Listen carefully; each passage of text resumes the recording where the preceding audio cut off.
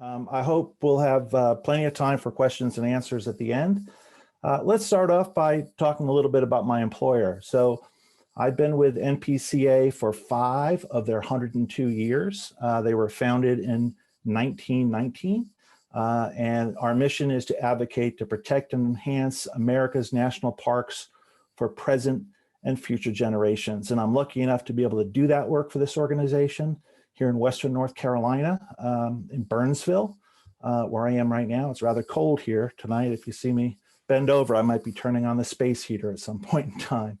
But the project I'm going to be talking about tonight is not just about National Parks Conservation Association. Far from it, in fact.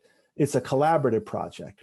It's a project where federal, state, tribal, and non-governmental organizations are coming together to try to solve a pretty complex problem, which is wildlife vehicle collisions on a 28-mile stretch of I-40 in what we call the Pigeon River Gorge. I couldn't do this work without these folks. My role in this project is facilitator and convener, and bring people together. I help us have good conversations that result in good outcomes. And all these different organizations play different roles. And I'll talk about some of them as we go through the presentation. But let's talk about the issue, first of all, that we're dealing with, roads and wildlife. And in the United States, the impacts are incredibly significant. We're talking about 1 to 2 million large animals killed annually. We have significant black bear mortality in the gorge. It fluctuates from year to year and is particularly bad in years where the acorn crop fails. Sort of a boom or bust thing, but there's billions of dollars in property damage, tens of thousands of injuries, and over 200 fatalities annually on average. I don't have the data for Tennessee at my fingertips, but in North Carolina, since this is an interstate project, you can see the numbers for a 3-year period in time. Now, what I want you to understand about those numbers in particular is that they are only based upon police reports. And many, if not most, wildlife vehicle collisions do not result in police reports. If you hit a deer, if your car is still operable, most people don't call the police. But if your vehicle is disabled, often the police are involved. So those numbers are likely underreported and perhaps significantly so. So I'm going to go right to a couple of potential solutions. And I don't have the answers. Some of you might be thinking, are we going to build wildlife overpasses in this corridor? The answer to this question is I don't know, perhaps so. I'll expound on that as we go along, but this is green infrastructure. This is a wildlife overpass in Banff National Park in Alberta, Canada, across the Trans-Canada Highway, and they're quite effective. Over time, adults teach their young to use these structures, and they can reduce mortality significantly, which in fact will improve safety on these roadways. But you can also have structures that go under roadways, and this is a wildlife underpass suitable for elk. That's what you're looking at here. As you're probably aware, we also have elk in the Smokies, but we don't have many underpasses under I-28 that are suitable to pass elk from one side of the highway to the other. And again, I'll be talking a little bit more about that in a bit. So let's now talk about the where. What is our project area? So if you're in Knoxville or Oak Ridge, you know that if you hop on I-40 to go to Asheville, you have to pass through the narrow, winding Pigeon River Gorge. And our project area is 28 miles from exit 443 in Tennessee, where the Foothills Parkway enters I-40 to the North Carolina state line. Here's the state line here. And Foothills Parkway is here. I hope you can see my cursor. So it's 8 miles in Tennessee and 20 miles in North Carolina from the state line to the Maggie Valley exit, which is, well, down here. So what you have here in blue is Great Smoky Mountains National Park. In green, you have the Pisgah and Cherokee National Forests in Tennessee and North Carolina and Tennessee respectively. And this is the Appalachian National Scenic Trail coming out of the park and crossing under I-40 at the Waterville exit. All right, so a map does one thing, But when you're up in a light plane and you're looking down at this highway on this landscape, you really get a sense for the wildness of this place, the ruggedness of the topography, and the majestic beauty that's found in the public lands that all Americans own and that the Forest Service, in this case, manages for us. That's Interstate 40. You can see it's winding. You can see the river there alongside. This stretch of roadway was opened in 1968. And a couple things for context that I want you to bear in mind. In 1968, the black bear population was a fraction of what it is today. And there were no elk on this landscape. Today, we have a growing elk herd, which has spread to both sides of the highway, and the black bear population is thriving. But we have issues associated with the road, and I'll talk more about those. So there are not many places for wildlife to safely get across the highway, above the highway, but there is one place in particular, and that is what we call the double tunnel. And if you've driven either from Asheville to Knoxville or from Knoxville to Asheville, you've passed through where they bored through this mountain in both directions. Here is I-40 West going towards Knoxville. Here is I-40 East going towards Asheville. And this is a land bridge over the highway that was left in place when the roadway was opened. And so I'll be talking a little bit more about this land bridge as we go along. Suffice to say that some animals try to cross and are successful, some try to cross and fail, and some don't try to cross simply because the noise, the lights, the traffic is just too much stress. I want to share a 16-second video with you that tells you more about this project than I probably will in 40 minutes. This is about mile marker 3 inside our project area in August of 2017, I believe.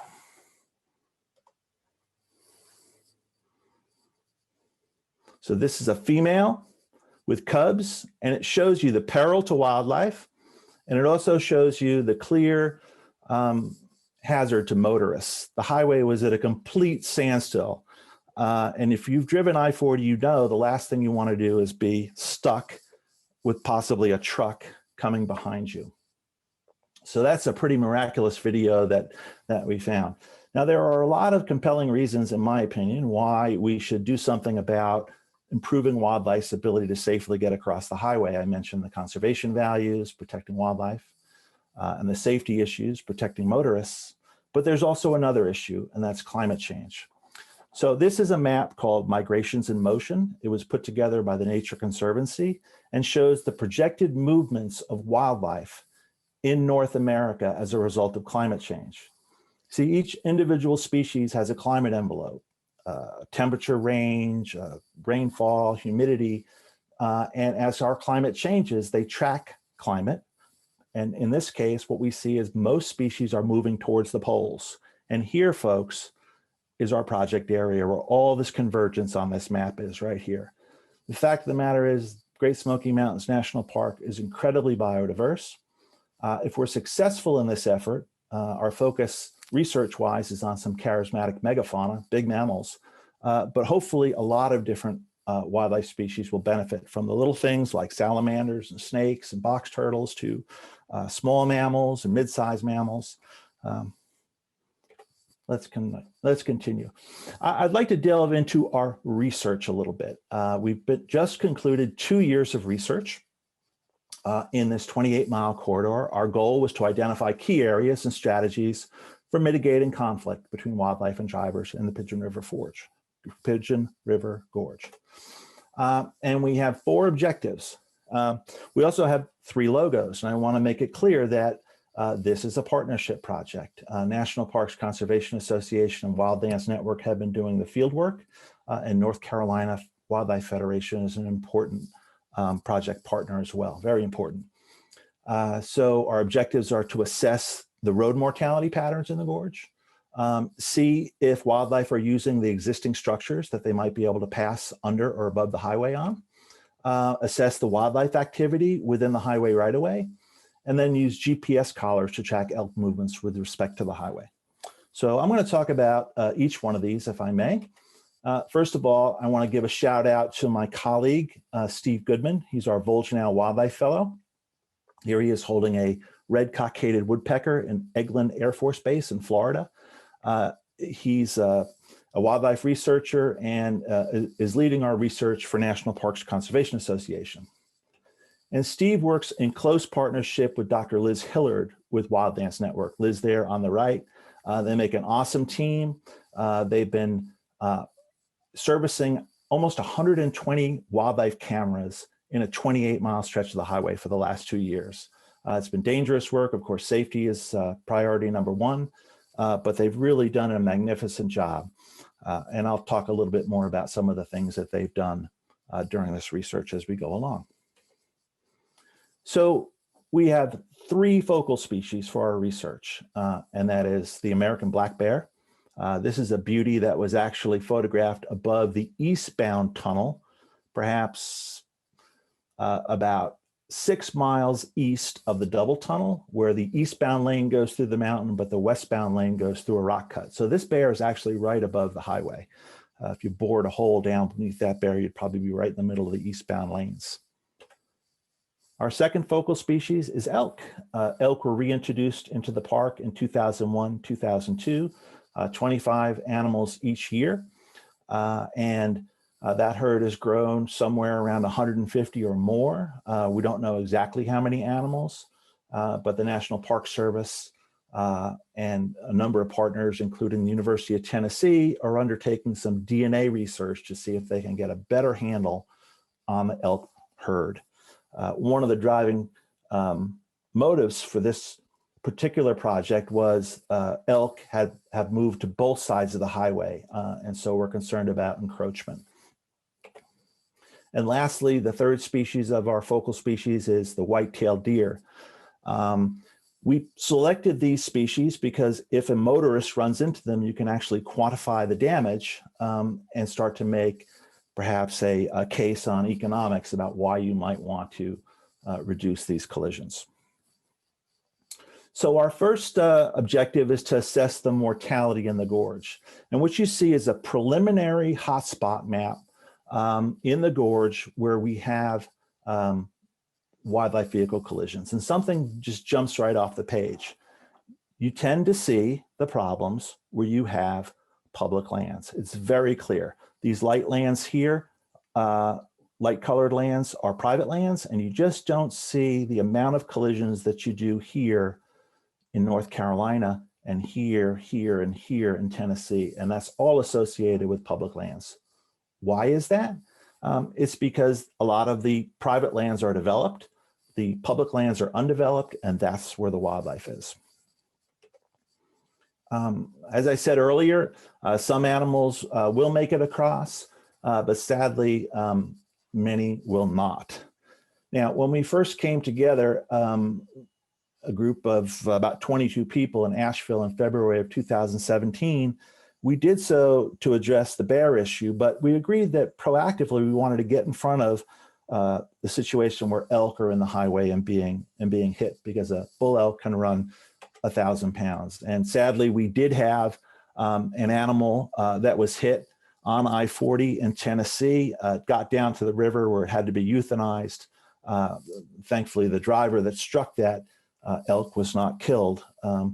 But we've had only about a handful of elk killed thus far on the highway, but we'd like to keep it there. So here's the mortality hotspot map again. And I want to show you here, notice you have a heat mark here, a heat spot here, and a cool spot here. No wildlife mortality here. Why is that? The double tunnel with the land bridge. And we have documented all kinds of critters getting across there. Now, why might you not want to hit an elk? There's a picture for you. That's from the western United States. I will show you a photo a little bit later of the result of an elk vehicle collision in North Carolina. But this can clearly result in a fatality. So I've talked about mortality, and I don't want to get too hung up on that, because there are bigger issues, and that is trying to reconnect this landscape so that it functions for wildlife. I also mentioned that some animals will never try to cross. Right now in this gorge, we have about 26,000 vehicles a day, and that traffic is growing. At some point in time, I don't know if it's 35,000 or 40,000 vehicles a day, 10 or 20 years from now, but at some point, the traffic will be so intense that nothing will either try to cross or successfully make it. And at that point, you have a hard barrier. And this quote came out of an article in The Atlantic. I'll just read it to you. Collisions may be road ecology's most obvious concern, but fragmentation is roadkill's pernicious twin. When we have nothing try to cross this gorge, that's really a bigger problem than we have if we have mortality, at least for the wildlife. So I mentioned we've been servicing about 120 cameras over this 28-mile stretch. This gives you an idea of how we're monitoring some of the existing structures. These are Reconyx cameras. Shout out to the North Carolina Wildlife Resource Commission. They loaned us 58 cameras. The Rocky Mountain Elk Foundation provided us with grants to purchase a number of cameras, and our partners at Wildlands Network also provided cameras. So again, it's a partnership. So one of our objectives is to assess existing structures. And here we go. This is a concrete box culvert in North Carolina, adjacent to a tract of land that was just recently acquired by Southern Appalachian Highlands Conservancy. And this elk actually did go through that structure. This elk came out of Great Smoky Mountains National Park, went down to South Carolina, came back up to North Carolina, crossed I-40 somewhere, and then crossed back over to the park under the highway using this structure.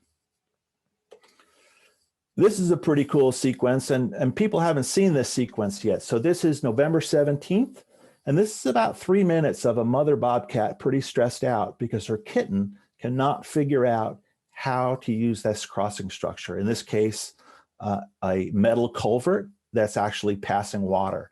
So here she is. It starts at about 3:28 a.m. and she's looking. Where did the kitten go? Where'd it go? Oh, goodness. Yeah, you get the point. Stressful. She's still looking for her kitten. Here's 4 days later. Check this out. You remember I told you earlier that adults will teach their young? You see that here. In fact, when the adult jumps up, and we'll see it again, flashes its tail at its kitten. Come on, let's go. And it finally makes it.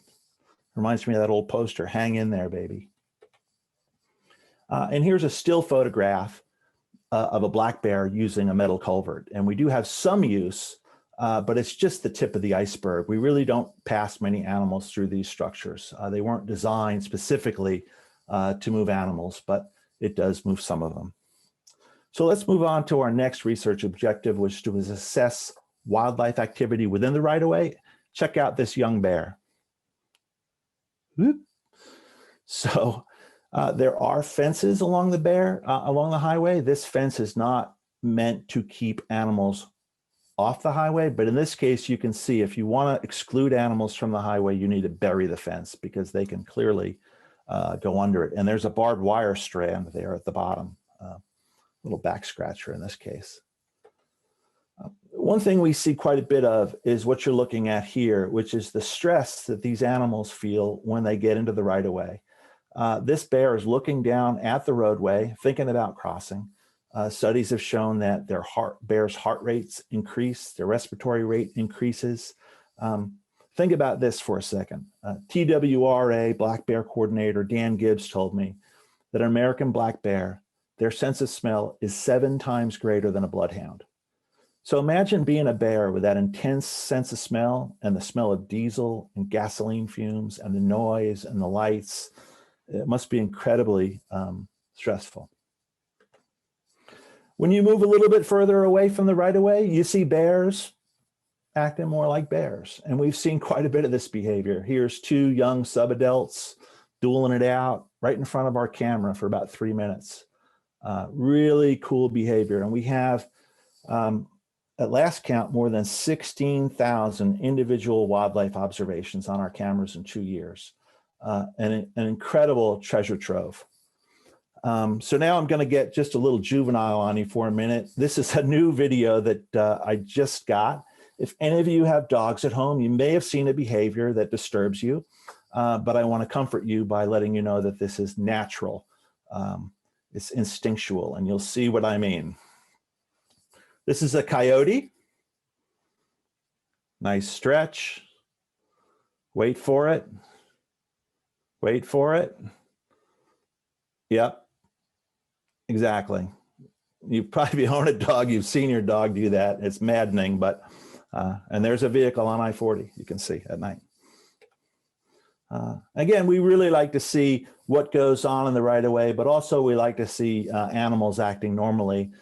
This bear cub and female, the sow, were above the double tunnel. That was in November of 2017, as was this cat, bobcat. Notice there's some metadata on these files. It was 0 degrees Fahrenheit on this day.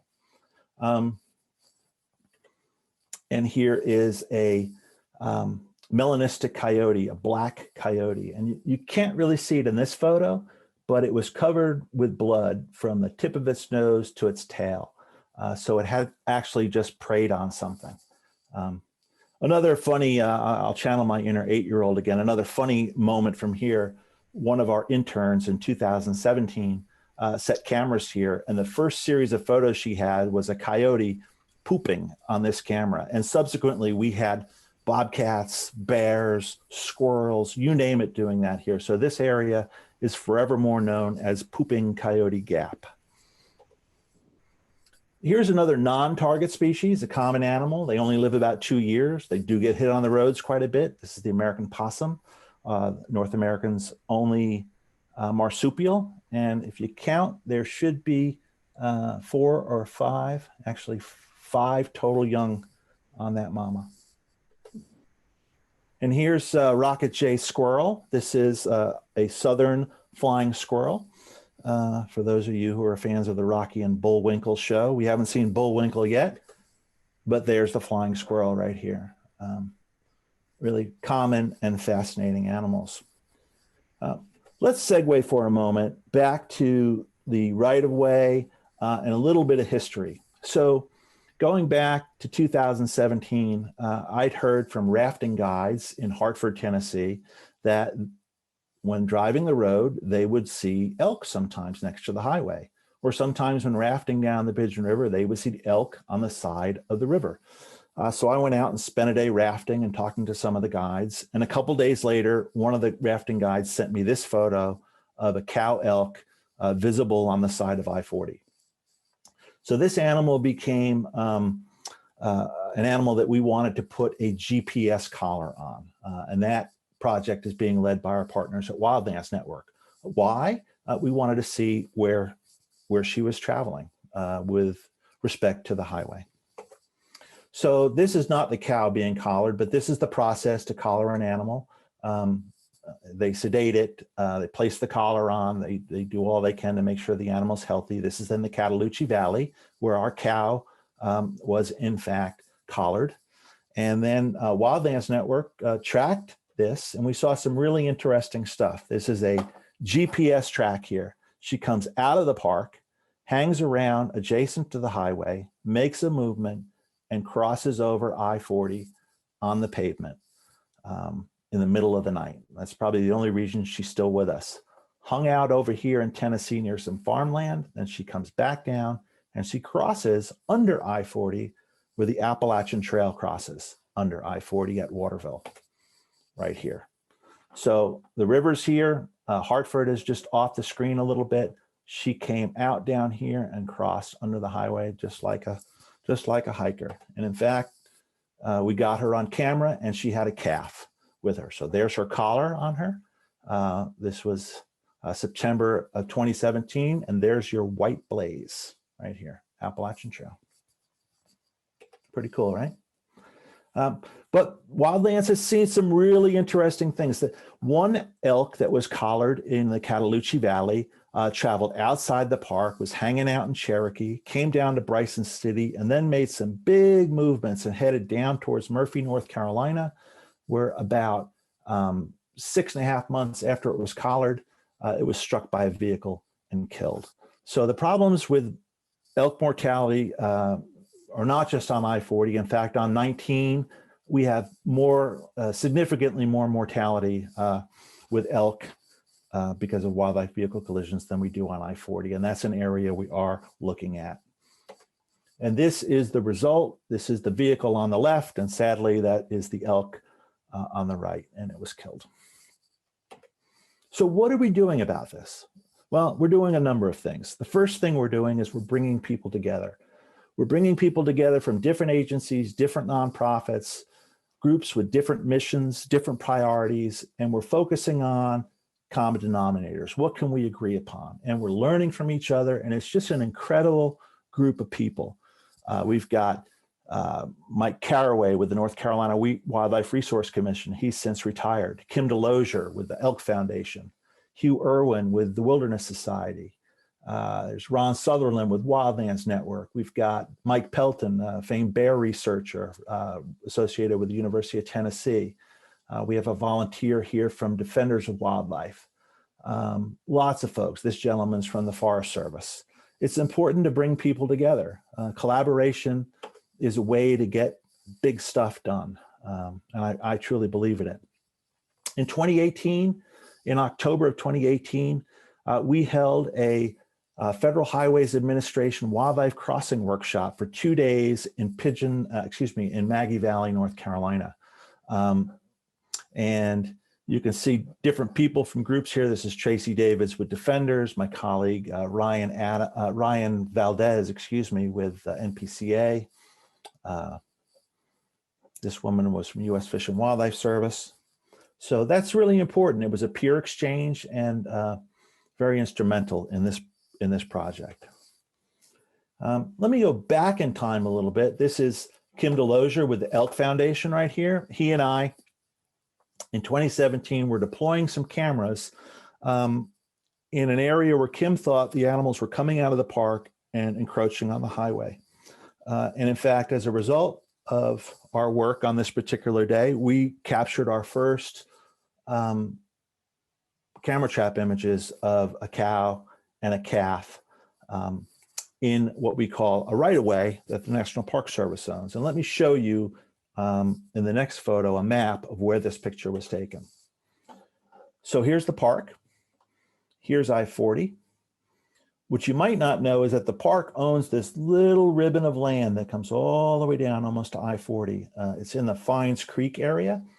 Back in the late 60s, they wanted to build an entrance to the Cataloochee Valley through this area. So North Carolina acquired the land, gave it to the Park Service, and local opposition shut down this potential road access project. So the land remains undeveloped and in federal ownership, public ownership, And that photo of the elk and the calf was taken right here. Now, on that same day, Kim and I went up here and we wanted to set some cameras in here. Kim had a relationship with two brothers, the Farmer brothers, Ed and Bill, and they granted us access. And when we got up to the tract of land, the Stevens Creek tract right here, there was a for sale sign. So we referred this to our partners at the Southern Appalachian Highlands Conservancy, a great Asheville-based land trust, and they subsequently acquired this 147-acre tract of land. So this is sort of an incidental bonus for this project. We're seeing land conservation. My organization, NPCA, Wildlands Network, and many conservation organizations around the country are focusing on the concept of 30 by 30, protecting 30% of North America's land and waters by 2030. So we're moving in that direction incrementally. This particular tract of land is important because it's open and meadow. We don't have a lot of meadow here in the Southern Appalachians. It's usually closed canopy forest, and elk and other wildlife need this meadow habitat, so it's extremely valuable. I guess it was 2018, Bill Holman with the Conservation Fund in North Carolina called me and said, "Hey, Jeff, there's a tract of land for sale right up against I-40.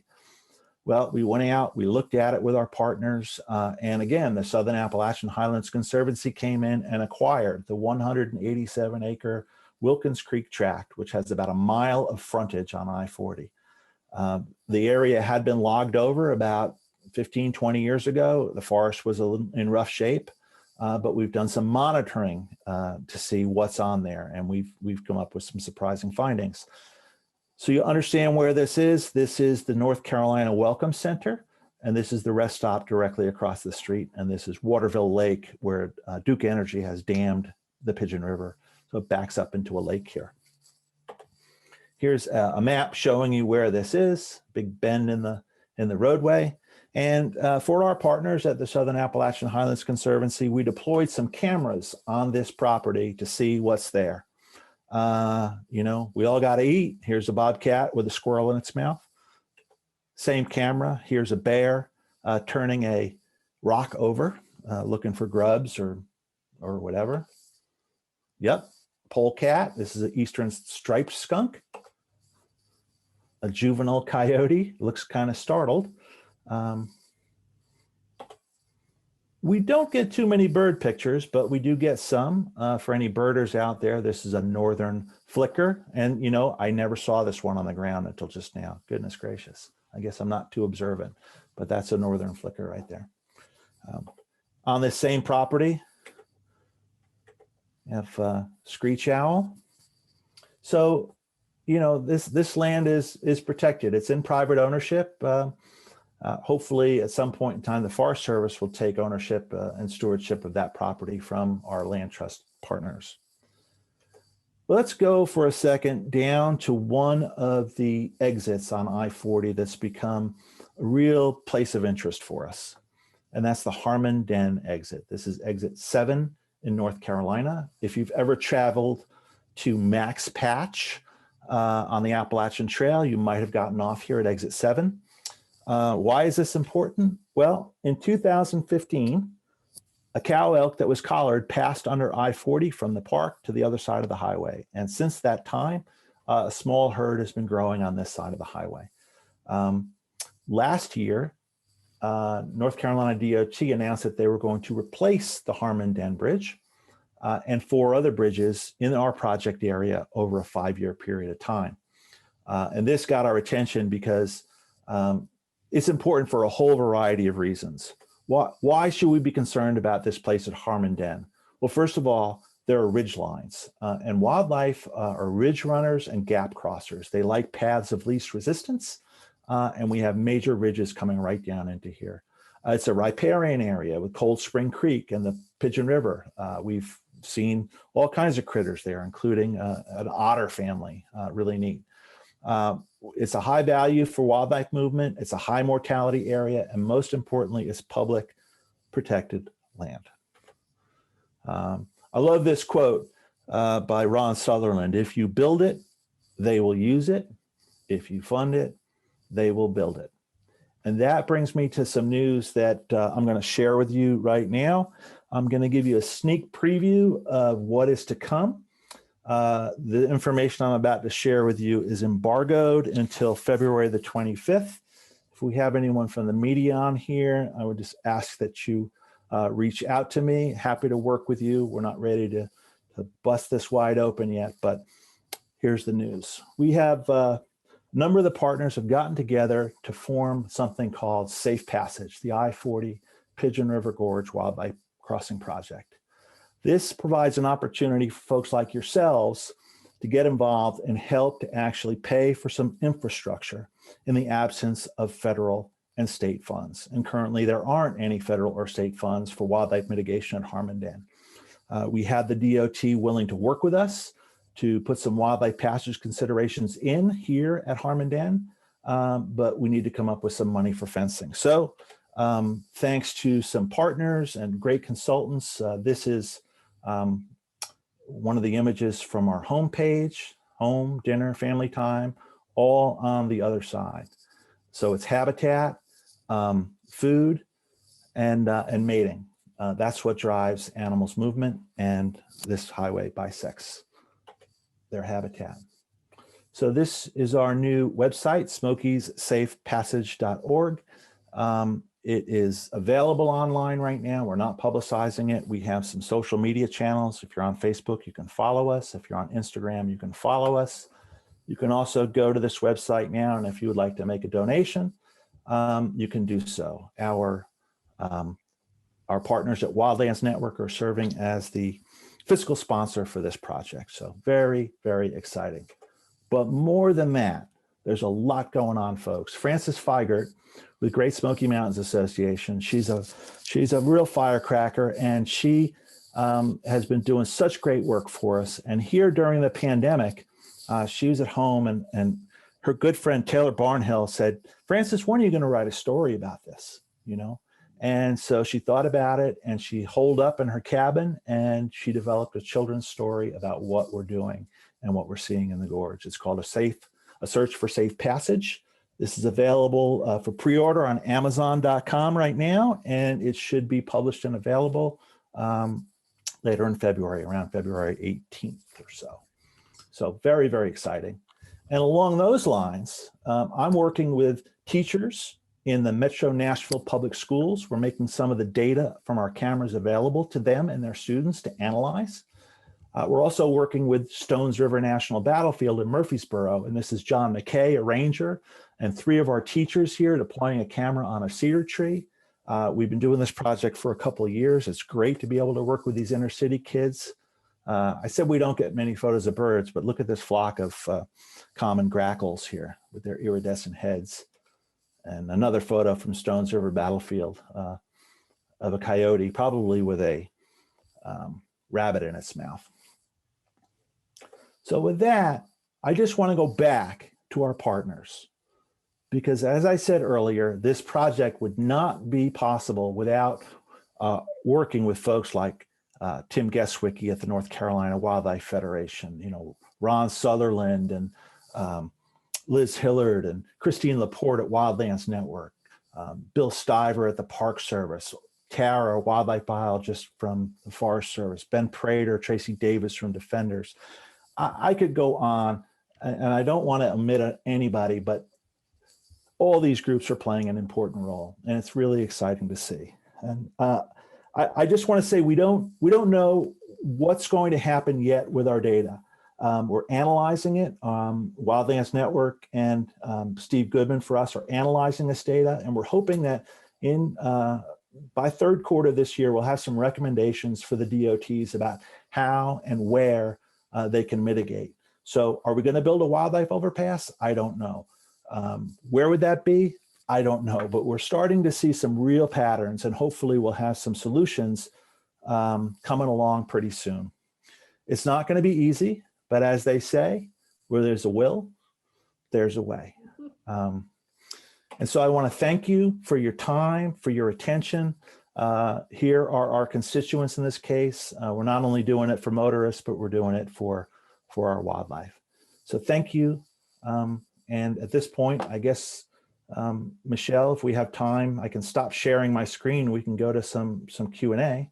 Absolutely. I want to remind everyone to, I have been putting the websites and books titles in the chat. If you didn't get a chance to write those down, they're in the chat. I do have a few questions we'll go to in just a minute. So if you have more questions, be putting those in the chat. If you need to leave and can't stay for the questions and answers, we are recording this program. I will send you the link. If you don't have it probably by Monday, go ahead and email me. Again, I want to thank Tennessee Citizens for Wilderness Planning for being one of our co-hosts tonight. Their website's in the chat, as well as the UT Arboretum Society. Jeff, that was an amazing program. I loved it. And I learned so much. I want to go back and look, make sure I don't miss any questions here. I haven't looked at the chat myself, so I'll let you. Yeah, no, I will do that so that you can focus on things. Hey, Michelle, Yeah. As I mentioned earlier, a couple of my partners, Francis with GSMA and Christine with Wildlands Network. I don't know if you could bring them on and give them an opportunity to say a few words. I've made them co-host. I never found Christine.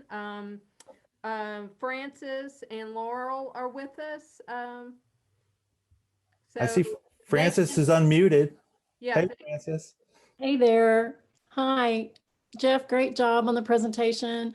I'm Frances Feigert, and I'm the creative director with Great Smoky Mountains Association. And Safe Passage is one of the largest collaborations I've ever been involved with, and it's just really exciting to see this work coming together with so many moving parts, but so many people doing what they do best.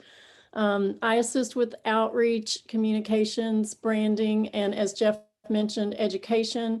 So this book that he showed you guys will be coming out from Great Smoky Mountains Association around February 18th and 19th. You can buy it in park bookstores. And GSMA is one of 6 organizations that are collaborating to make this mitigation fund possible. And like Jeff said, we don't know exactly yet what that's going to look like, but we know that that's going to be an amazing thing when it does come together. And so we encourage you to help us out with that and check out the SmokiesSafePassage.org website.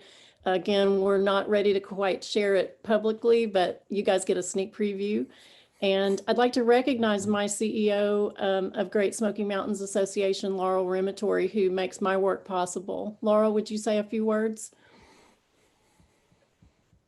Thank you, Frances. I'm Laurel, and I guess what I take away from this is that there actually were some positives out of 2020 and the pandemic, because it unleashed the creative juggernaut that is Frances. And I'm just really pleased to see some positive work coming out of the challenges of 2020. So congratulations to all of the partners on this. I think it's a wonderful movement. Thanks. Thank you so much, Laurel. This is a Tennessee presentation. I want to give a shout out to Michelle Hunt of the Tennessee Department of Transportation. A couple of years ago, she joined us. She was part of a group that was studying wildlife vehicle collisions on interstates in Tennessee. And she has been really an exciting, energized partner to work with. And I'm grateful for the way that the DOTs in both Tennessee and North Carolina have come to the table in good faith, and as have all the groups, and we're working together positively. In conservation and in the environment, we're often defending places from threats. This is a little bit different. We have an offensive thing going on here. We're trying to make the world a better place by just doing some good stuff to reconnect this landscape. Are you ready for some questions, Jeff? I am.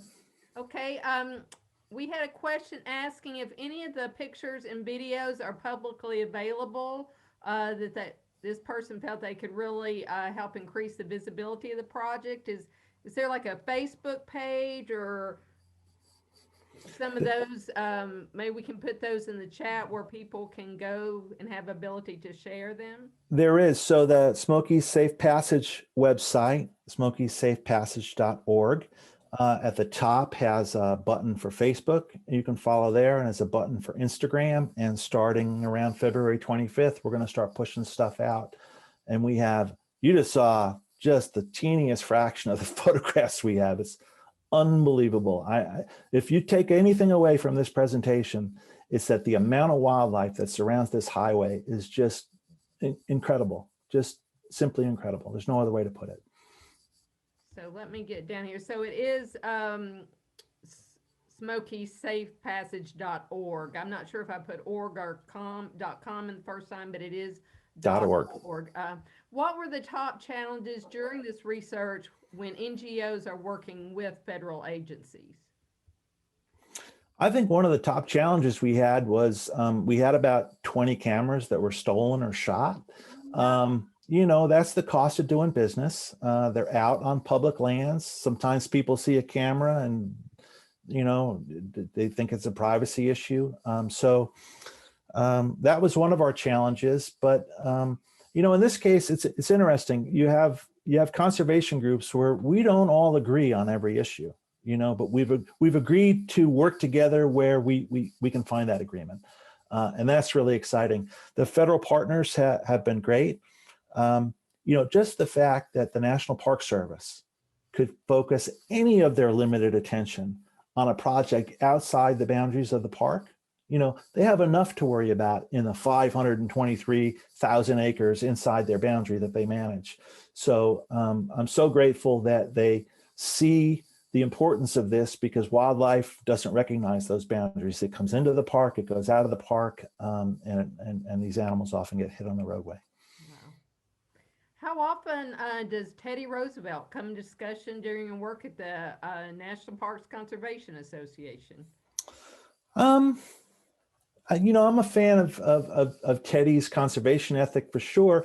Not too often, really, and that's no disrespect to Teddy Roosevelt, but the fact of the matter is there are so many challenges. My colleagues in the Southeast region are working on issues at Native American site, Elk in Macon, Georgia. We're trying to protect Cumberland Island from a spaceport and for potential development.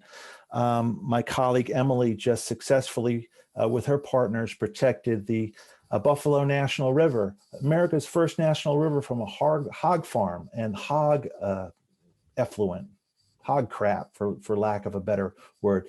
They got this farm closed in Arkansas. Can you imagine? So I work with people who are really capable and get stuff done, and there've been no shortages of challenges. So we've really kept our nose to the grindstone. Okay, Jeff, I understand there's no federal or state funding yet. Do you think that will change with the new administration, or are you waiting for a specific action plan before you make an ask? So maybe you answered that a little bit tonight. So that's a great question.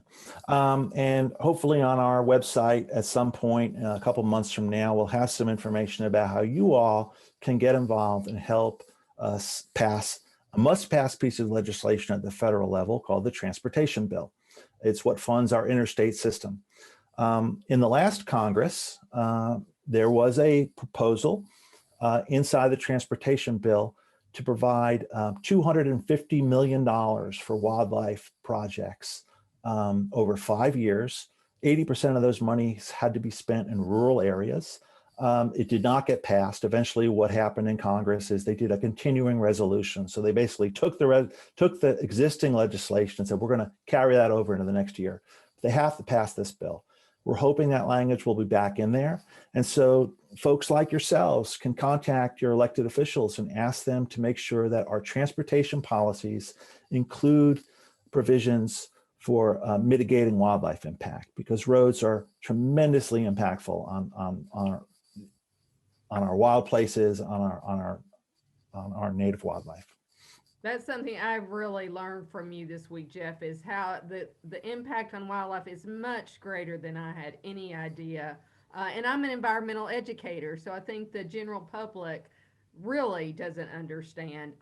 Is there any focus that you know of going on in the Knoxville area or Knox County? So not that I'm aware of at this point in time. Our study area, the 28-mile corridor, is really where we've been looking hard. We are going to start looking a little bit more on US 19, where the Eastern Band of Cherokee Indians are disproportionately impacted by wildlife vehicle collisions with elk. So we're going to expand over there a little bit at some point in time, hopefully. But in Knox County, not so much right now, in large part because Knox County along I-40 is developed. There's not a lot of public lands. And even though you do have some deer being killed, you don't have the need for movement quite as much as you do adjacent to the Smokies. Perfect. How many of the bears in this area have been radio collared, perhaps part of Felton's study? Really good question. So one of the findings that the Park Service has come up with recently, I think it's Jessica DiGiacomo, who was UT, I think she's a doctoral candidate right now at UT, did a project in partnership with the National Park Service. They radio collared about 50 bears. And what they found out is that 90% of the bears, 95%, leave the park at some point in time to fulfill some need in their life cycle, either food, habitat, or mating. They're often coming out of the park to find trash. And so that just bolsters what we're finding and what we're hoping to do. You know, these animals don't recognize the boundaries. They go outside the boundaries quite a bit. So I hope that answered that question. It does. Jessica Bronstein, thank you. We've got several more questions. I just want to say if anybody is going to have to leave, we will be sending out the recording in the next few days. So be looking for that. Next question, is there a way to repurpose retired I-40 highway overpasses when new ones are built when they're not on the same footprint? You know, I'm not a highway engineer, so I'm really not qualified to answer that question. But I can tell you that if you've lived here for any period of time, you know that the geology in the gorge is a little shaky. And in fact, there have been some landslides in the past decade or so. There's one about a decade ago that closed the highway for up to 9 months. So the footprint is really narrow. You've got that rugged topography, you've got the river, and then you've got the narrow strip where the roadway goes through there. When they replace Harman Den, they'll likely remove the bridge and route traffic over the exit and the exit ramps and on ramps as a bypass. So it's not feasible. You also need to have them perpendicular to the highway. So an existing bridge, I don't think, the answer to the question is I don't think so. Okay.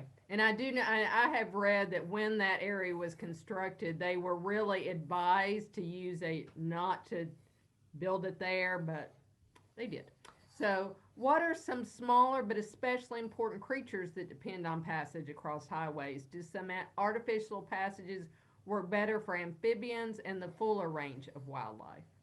So, you know, my colleagues at Wildlands Network would be really more suited to answer that question, like Dr. Ron Sutherland. But we are seeing a lot of critters that are not common on the landscape. A couple that come to mind that we have photographed a number of times are eastern spotted skunks, as opposed to the striped skunk. They're about squirrel size. They have spots, white spots, and they can climb.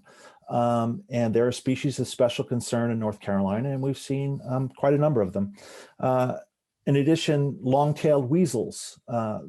These are not common. They're small. They're predators. If you're a mouse, you certainly don't want to see a long-tailed weasel. And we are seeing these. And in fact, our research on I-40 has led to another partnership with North Carolina Wildlife Resource Commission, where my colleague Steve Goodman is deploying some long-tailed weasel traps to try to learn more about this species. So there's one answer for you. That's exciting, and we're getting, just so you know, I'm getting to see all the claps that you're getting, how much people are enjoying this presentation. So in your area, once funding is available, what agency would need to actually implement or build the crossings? Would it be only the DOT or involve other agencies? And would the U.S. Forest and Wildlife Service or landowners need to give authorization? So our focus now is on the public lands, and the folks from the Cherokee National Forest and the Pigeon National Forest in Tennessee and North Carolina, respectively, are involved. They would need to approve any sort of mitigation features like fencing that would go up on the right-of-way boundary between the DOT and the Forest Service. So they're at the table, which is 9/10 of the battle. This is really encouraging. We have a lot of educators on tonight, and they're asking, beside the website that you've already mentioned, which I want to say again is Safe Passage. No, tell me again. Smokies Safe Passage. .org. So Smokies, that's IE, SmokiesSafePassage.org. They want to know, are there some more links or sites that you suggest for educators? More sites. I'm going to try to find, oh, goodness gracious. Sorry, I just tried to share my screen and that didn't work. I I'm going to get that URL for your site. So, I would just say, all the partners have websites, all the different agencies, all the different non-governmental organizations, whether it's Great Smoky Mountains Association, Wildlands Network, Defenders of Wildlife, North Carolina Wildlife Federation, the Conservation Fund, Southern Appalachian Highlands Conservancy. Our Safe Passage website will have some profiles on the partners. And so there's also a lot of information on the website other than just donate. Information about species. We're in the process of putting together a speakers bureau. So if there are educators here and you want a presentation to your garden club, to your class, that can be arranged for sure. We love to talk about this project, and we're going to need public support if we're going to be successful. And I just put that link in the chat for everyone to the Safe Passage, smokysafepassage.org. What about, do you get any unsuspecting hikers on your cameras? We have had a few cases of humans acting badly, immodest people, shall we say, from time to time. And those photos are promptly deleted. Yes. So, and I know you mentioned this on our interviews this week. What is the expected cost of a overpass for animals? I can't answer that question because we don't have a site, we don't have a design. There would need to be a feasibility study. So that's, if we can demonstrate the need and build the will, we can build these structures. One thing that's really important to understand is these structures often pay for themselves. If you have recurring wildlife vehicle collisions happening in the same area, you have property damage, you have injuries, you have slowed highway movement, which slows down the movement of goods and people. There are costs associated with all these. And if you can build a structure that lasts 75 to 80 years, you remove those recurring costs. And it's actually sometimes cheaper to mitigate than it is to leave the highway the way it is and keep incurring those costs. Is there anyone studying the wildlife impact on I-26? That's a really good question. I-26 is the reason why Frances and her husband John and I met. They live in Flag Pond, Tennessee. She was concerned about seeing bear cubs hit on the side of the road, reached out to the park. The park said, call Jeff Hunter.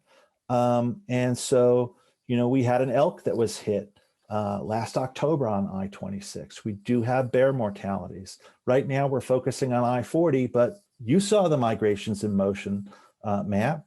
Once wildlife crosses I-40, they're going to hit I-26. They're going to hit I-77. If we want to keep our wildlife populations healthy and allow them to move across these highways in a permeable way, we're going to need some infrastructure. And the win-win is keeping people safe and animals safe. Nobody wants to hit a vehicle with their car. I don't care if you're a hunter, an animal rights activist, an environmentalist, or on the right side of the political spectrum, the left side. Who wants to hit an animal, with their vehicle? Yeah. Nobody. And I think everybody cares about animals. And we've got a question that I don't know if you can answer. Maybe Laurel or Frances might be able to. If you can't, if you do hit a bear or wildlife and injure it but don't kill it, are there any organizations to contact? Or if you come upon a distressed animal? Sure. So the one organization that jumps to mind is Appalachian Bear Rescue. They rehabilitate orphaned cubs, and often those cubs end up at Appalachian Bear Rescue because the female, the sow, the adult, is hit and killed. You saw the female and 3 cubs crossing I-40 in the video. There have been instances since we've started conducting the survey where we've had a mother and 3 cubs wiped out in one incident. It happens. It's very difficult for those little ones to get over that concrete barrier. In this case, they got over it where it was low, but in other places in the gorge, it can be 5-6 feet high. And that, you know, you see raccoons and other smaller mammals right up against the barrier. They've got no shot, none whatsoever.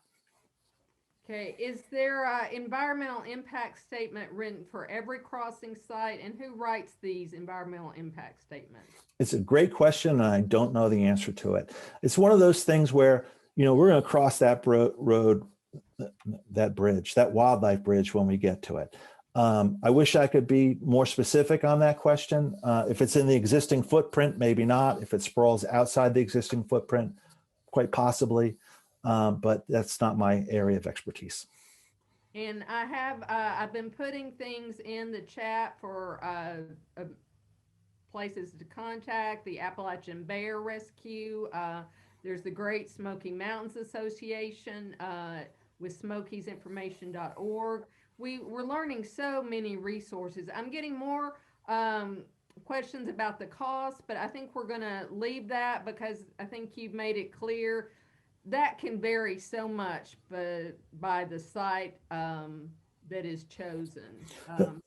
Michelle, let me just add that one of the reasons why we came up with the Safe Passage Fund, where people can donate, it is because, first of all, right now there's an absence of money at the federal and state level for this sort of project, and people really, really care about these issues. People love their bears and other critters as well. So this is a way for people to get a little skin in the game, so to say. And what it does for us as a collaborative is it gives us greater credibility, because we're just not at the table saying, build this thing. We actually have a fund that's already been endowed with $100,000 from a philanthropist. So we're now going out to the public. And I know there's a lot of competing needs, but we work on wildlife issues. And so I'll leave it at that. Okay, let me get down here and see.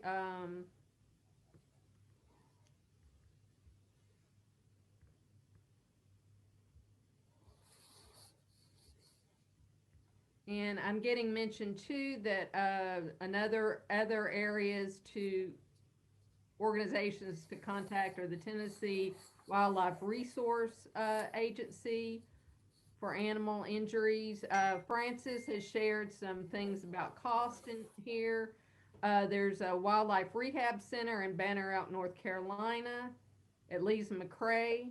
So Lees-McRae College, the wildlife rehab center is mentioned. One of my first interns was a Lees-McRae graduate. She deployed some of our Hearst cameras in 2017. We've also used students from UT, from Warren Wilson College, from Duke University. So it's nice to have that young energy. I don't have as much energy as I used to. Imagine that. Let me see. I think we're almost to the end. I want to make sure that I haven't missed anybody's questions. Again, we will be sending out the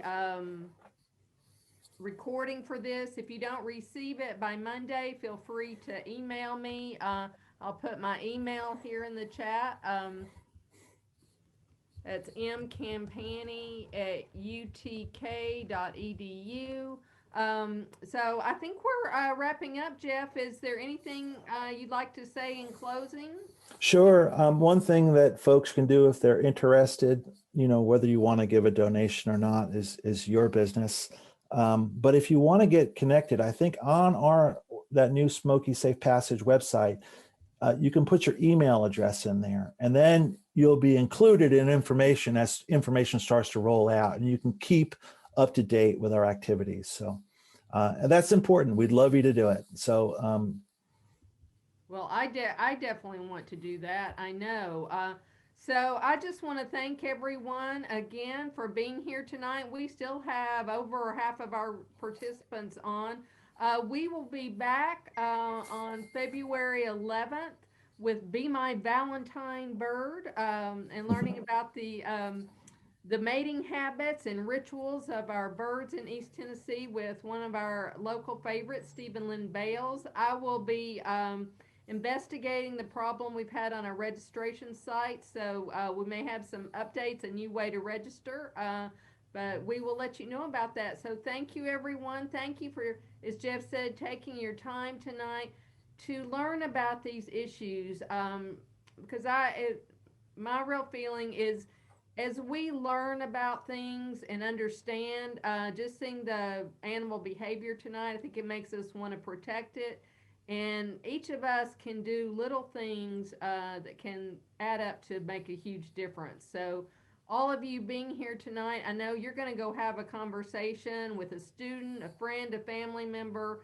So the impact of this program is really going to spread. So thank you all so much. I'm just going to take one last look at the chat. All I'm getting now is yay, tremendous, great presentation. So Stay well, everybody. Stay healthy. Take care of yourselves. okay, Thank good you. night, everyone. I'm going to turn us off now. Thank you, Jeff, so much. My pleasure. Thank you.